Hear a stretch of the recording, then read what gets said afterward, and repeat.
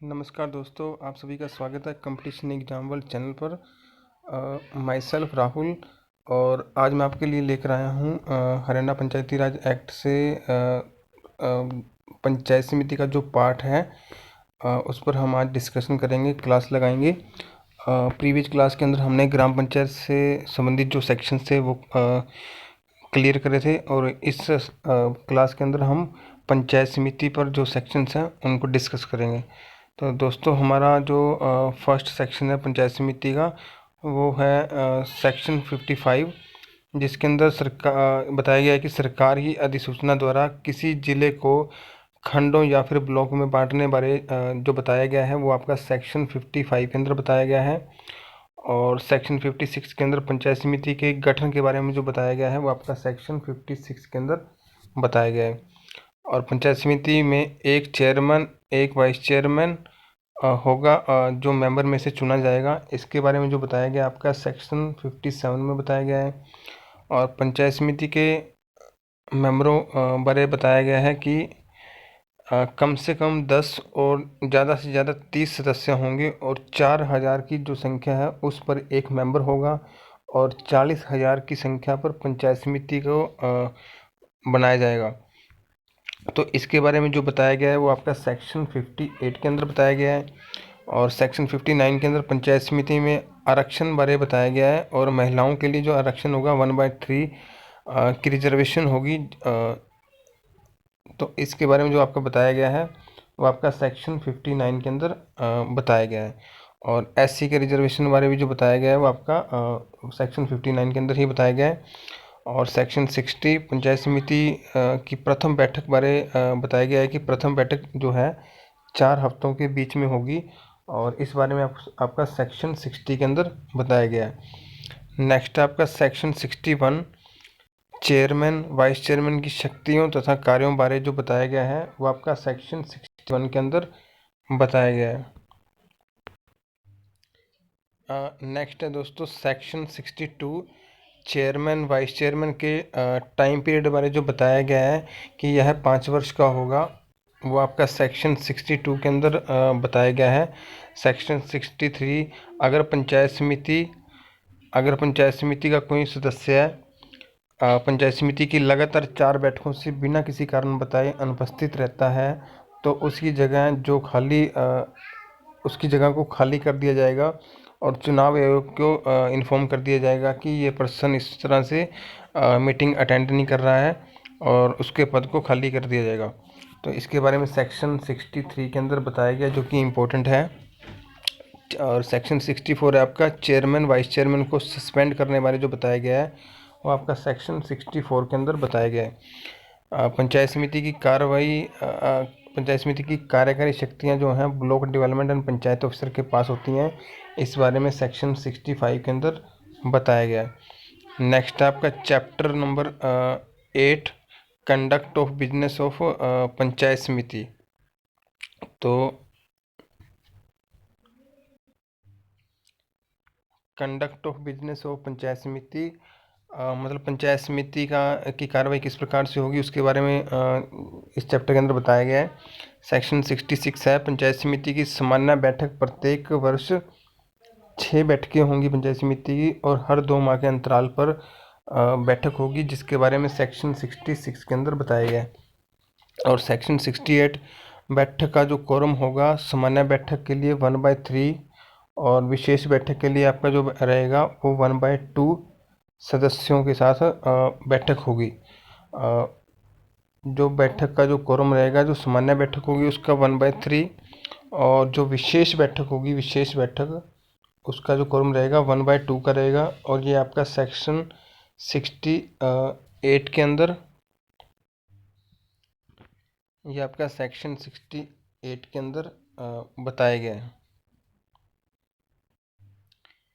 दोस्तों सेक्शन 67 को हमने छोड़ दिया है, जो कि इम्पोर्टेंट नहीं था इसलिए। नेक्स्ट आपका सेक्शन 69 पंचायत समिति चेयरमैन तथा कार्यकारी अधिकारी द्वारा बुलाई जाने वाली विशेष बैठक चेयरमैन की अनुपस्थिति में कार्यकारी अधिकारी या फिर कार्यकारी अधिकारी की अनुपस्थिति में चेयरमैन द्वारा 1/3 कोरम के साथ ली जाएगी या फिर ये बैठक होगी। तो इसके बारे में जो आपका बताया गया है वो आपका सेक्शन 69 के अंदर बताया गया है। सेक्शन 70 के अंदर पंचायत समिति की बैठक को आगे के लिए स्थगित करने बारे या फिर एनी अदर न्यू डेट देने के लिए जो बताया गया है वो आपका सेक्शन 70 के अंदर बताया गया है। पंचायत समिति की बैठक चेयरमैन द्वारा अध्यक्षता की जाएगी। अगर नहीं है तो उपाध्यक्ष द्वारा या फिर दोनों नहीं होंगे तो किसी सदस्य द्वारा अध्यक्षता की जाएगी। तो इस बारे में सेक्शन 71 के अंदर बताया गया आपका। सेक्शन 72 सेक्शन है हमारा पंचायत समिति के रिकॉर्ड बारे। पंचायत समिति की कार्रवाई को कार्रवाई रजिस्टर में रिकॉर्ड किया जाना तथा प्रत्येक प्रस्ताव को कार्य करवाए जाने हैं। जो कार्य करवाए जाने 3 दिन के अंदर सीईओ को रिपोर्ट भेजी जाएगी जिला परिषद के। तो इसके बारे में सेक्शन 72 के अंदर बताया गया है। और नेक्स्ट है हमारा दोस्तों चैप्टर नंबर 9 है दोस्तों। चैप्टर नंबर 9 जो कि executive authority and servants of the panchayat समिति। कार्यकारी जो अथॉरिटी है और जो सर्वेंट्स हैं पंचायत समिति के, उनके बारे में बताया गया इसके अंदर। सेक्शन 73 से स्टार्ट होएगा ये चैप्टर हमारा। 73 सेक्शन जो है पंचायत समिति की कार्यकारी शक्तियां चेयरमैन या फिर कार्यकारी अधिकारी के पास रहेंगी। इस बारे में सेक्शन 73 के अंदर बताया गया है। नेक्स्ट है हमारा दोस्तों chapter number 10 duties and power of panchayat समिति। पंचायत समिति की क्या ड्यूटीज हैं और क्या शक्तियां हैं पंचायत समिति की, उसके बारे में डिस्कस करेंगे। सेक्शन 75 है हमारा पंचायत समिति के कार्य तथा ड्यूटीज के बारे में जो बताया गया है आपका। बताया गया है अपने ब्लॉक स्तर पर पंचायतों का प्लान तैयार करेंगी। जिला जो उन्होंने काम करवाने हैं पंचायत समिति ने वो प्लान तैयार करेंगी पंचायतों के अंदर जो करवाया जाना है, और उसको जिला परिषद को भेजेगी और बजट का प्लान तैयार करेगी। इसके बारे में सारा आपका सेक्शन 75 के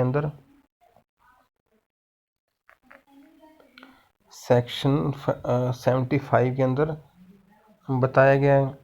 और एक सेक्शन ऊपर रह गया दोस्तों, सेक्शन 74 चेयरमैन तथा कार्यकारी अधिकारी की शक्तियों का विस्तार करने बारे जो बताया गया है वो आपका सेक्शन 74 के अंदर बताया गया। चेयरमैन तथा कार्यकारी अधिकारी की शक्तियों का विस्तार करने बारे जो बताया गया सेक्शन 74 के अंदर बताया गया है। और पंचायत समिति के कार्य तथा ड्यूटीज बारे जो बताया गया है कि ब्लॉक स्तर पर पंचायतों में करवाए जाने वाले कार्यों के लिए जो प्लान तैयार करेगी और जिला परिषद को भेजेगी, जो उसका बजट प्लान होगा उसके बारे में सेक्शन 75 में बताया गया है। सेक्शन 76 ग्राम पंचायतों में सामुदायिक विकास कार्य करवाने के लिए मिलने वाले फंड के बारे में जो बताया गया है वो सेक्शन 76 के अंदर बताया गया है। सेक्शन 77 पंचायत समिति तथा ग्राम पंचायत के संबंध तथा पंचायत समिति द्वारा ग्राम पंचायत को किसी कार्य के लिए लगाई जाने वाली ड्यूटी बारे जो बताया गया है वो सेक्शन 77 के अंदर बताया गया।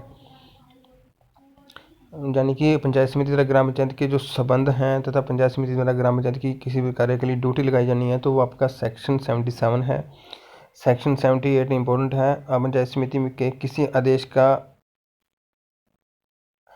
अनादर या फिर मानने से इनकार किया जाता है तो पंचायत समिति द्वारा लगाए जाने वाले जुर्माने के बारे में जो बताया गया वो सेक्शन 78 के अंदर बताया गया है कि पंचायत समिति का कोई आदेश मानने से मना कर देता है या फिर अनादर करता है तो उस पर पंचायत समिति जुर्माना लगा सकती है, जो कि सेक्शन 78 में बताया गया है। नेक्स्ट आपका सेक्शन 79। सेक्शन 79 के अंदर है दोस्तों पंचायत समिति की प्रॉपर्टी को नुकसान होने पर कंपनसेशन बारे जो बताया गया सेक्शन 79 के अंदर बताया गया है। नेक्स्ट है दोस्तों सेक्शन नंबर 80 और 81 पंचायत समिति द्वारा किसी सरकारी अफसर को दी जाने वाली पावर तथा कुछ अतिरिक्त पावर के बारे में जो बताया गया है वो आपका सेक्शन 80 और 81 के अंदर बताया गया है। नेक्स्ट है दोस्तों आपका सेक्शन 83 पंचायत समिति द्वारा बनाई जाने वाली कमेटी बारे जो बताया गया है, जैसे कि सामान्य कमेटी, वित्तीय कमेटी, सामाजिक तथा न्याय कमेटी। प्रत्येक कमेटी में 6 सदस्य होंगे। चेयरमैन के साथ मिलकर चेयरमैन सामान्य कमेटी का चेयरमैन होगा। वाइस चेयरमैन जो होगा सामाजिक न्याय कमेटी का चेयरमैन होगा। इस बारे में सेक्शन 83 में बताया गया है। सेक्शन 84 कमेटियों के कार्य बारे जो बताया गया है वो आपका सेक्शन 84 में बताया गया है। सेक्शन 87, 85 और 6 इम्पोर्टेंट नहीं है, इसलिए 87 है सीधा। सेक्शन 87 पंचायत समिति के ग्राम पंचायत पर सुपरविजन के बारे में जो बताया गया है। सेक्शन 87 में बताया गया है कि पंचायत समिति जो है ग्राम पंचायत पर सुपरविजन का कार्य भी करती है, तो सेक्शन 87 में बताया गया है। नेक्स्ट है हमारा chapter number 11 finance and taxation, वित्त एवं कर।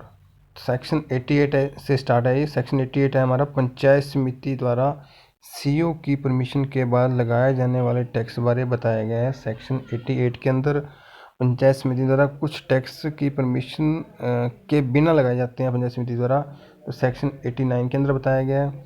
टैक्स लगाने की कार्रवाई के बारे में जो बताया गया सेक्शन 90 के अंदर बताया गया है। और पंचायत समिति द्वारा उसके क्षेत्र में आने वाले public hospital, school, market committee इत्यादि की जो सेवाएं पब्लिक के द्वारा ली जा रही हैं, उन पर लगाई जाने वाली जो फीस है पंचायत समिति द्वारा, वो आपका सेक्शन 91 के अंदर बताया गया है कि पंचायत समिति जो पब्लिक स्कूल है, हॉस्पिटल है, जो सेवाएं पब्लिक लेती है, उन पर कुछ फीस लगा सकती है, जो सेक्शन 91 के अंदर बताया गया है। नेक्स्ट आपका